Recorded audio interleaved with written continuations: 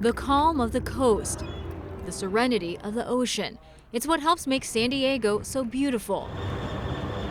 This is where fisherman Mike Flynn finds his solace. I do spend more time on the water than the land. It's a passion, a way of life. I don't know what Ted did over there. What happened there, Ted? But Flynn forever entangled in an infamous part of San Diego history.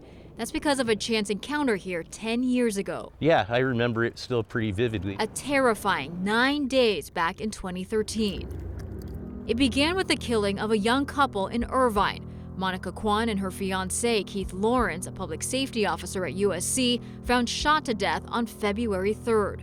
Quan, the daughter of a retired Los Angeles police captain. As the pieces fell into place, it turned out the suspected murderer was also a former law enforcement officer set on vengeance. Watch closely as 33-year-old Christopher Dorner pulls up his Nissan truck. The manhunt then began for Christopher Dorner, a Navy reservist honorably discharged but fired from the LAPD. Flynn was working here at the docks in Point Loma back in February 2013. That's when he said he met the man, later identified as Dorner. He came down and it was probably like about, I guess maybe about 2 in the afternoon.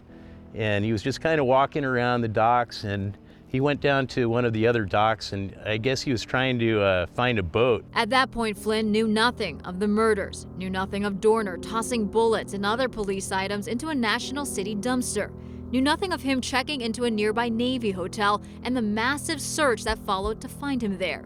For him, he was just helping a guy looking for a boat. I kind of assumed he was ex-military or something just because of his demeanor, the way he carried himself, and had some like combat boots on. And I told him that my boat wasn't available, we're doing work on it. So Dorner instead bought Flynn and a few others lunch. It was overall a pleasant experience, but looking back, who knows what that would have been if he chartered my boat. You know, you might speculate or whatever, but I don't think maybe it was going to be a one-way trip for me. Flynn was lucky. After lunch, he said Dorner went on his way. But that wasn't the case for another local man, a man in his 80s held hostage aboard his boat by Dorner. He said he wanted the man to take him to Mexico. He tied him up, but his plan didn't work and Dorner took off. I spoke to that man over the phone. 10 years later, he said it's a day he wants to forget.